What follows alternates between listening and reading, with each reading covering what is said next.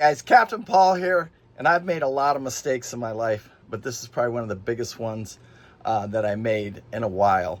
And that was when I first got into boating many years ago, and I became a yacht broker, which I will not be a yacht broker anymore. I will get involved in deals, but as a consultant only. Okay, today I want to talk about this 4788 Bayliner, and right above my shoulder right here, this is an absolute no-no in the beginning for me, but now I admit I was wrong. When I see one of these properly installed, whether it's a split air, a window air, or an air like we had on the 70-foot Hatteras, I think these are an absolute must, especially if you're going to live aboard. Even for you guys that are buy these boats and you're away from the boat a lot, this split air is the only option for the boat. And I'll tell you why.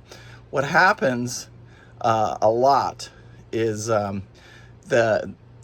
when you're cycling, especially in the saltwater environment. Here we're in Homeport Marina in Gulf Shores, Alabama, and what happens is the filters, they get plugged up, and if you're out of town, you lose your air conditioner. And it was one of the biggest battles I fought living aboard Southern Estate, and it never happened. You know, I get lazy, I didn't check my sea strainers, I didn't clean it. You got to clean your coils constantly. And in living in a saltwater environment with a marine air conditioner, which in my opinion, the marine air conditioners aren't super efficient. They are, and they do get cold. And if they're working properly, they do okay. And just so you understand air conditioning doesn't cool the air. It pulls the heat out of the air. So you have to have a way to evacuate the hot air. So when you're doing the split air, let me take you over here and let me show you where the condenser is.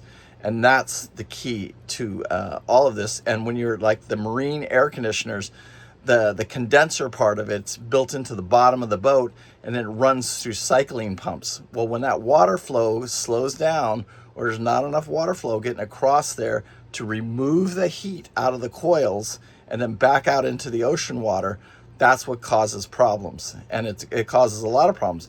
But you don't have to deal with that when you have like this split air setup that Steve has on what we call the $1 million Bayliner, because he did stick a shit ton of money in this boat. But let me show you like where he did. And I don't believe, you know, there's a bunch of different options now. And even the one I put on the 70-foot Hatteras, that one was a room air.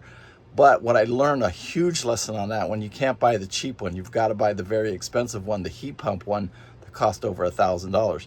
And these units right here, you can pick them up for anywhere from about $500 or $600 to about $1,000 for a decent one. Anyway, let me show you how it looks outside. And I take back every bad thing I said about this stuff because it keeps the boat cool. He doesn't have to worry about any of the cycling of the water. He doesn't have to worry about coming to check on it. You just turn it on. It dehumidifies the room and dehumidifies the entire boat right here, just a single unit right here.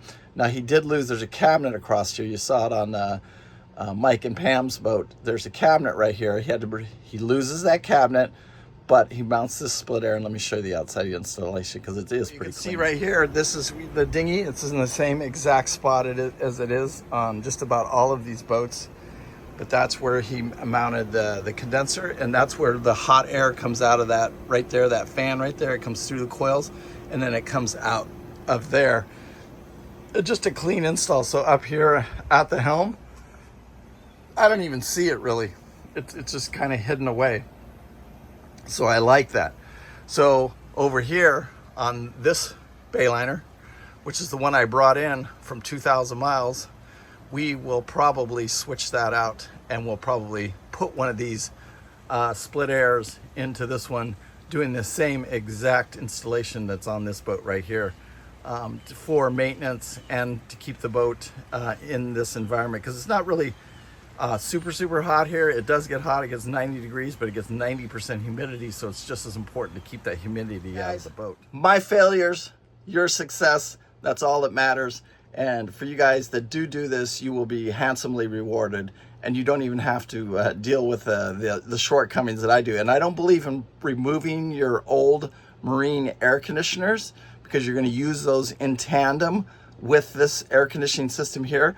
But when you leave the boat, when the boat is not sitting and there's not a human being on it and nobody to maintain it and take care of it, this is the air conditioner that we'll leave on. This will keep all of the moisture out of the boat, and that's the most important thing that you can do.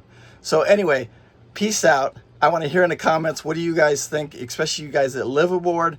Help these guys out. Am I telling the truth? Am I lying? Who's right? Who's wrong? Anyway, I apologize. Peace out. Remember, live life with no regret. I do.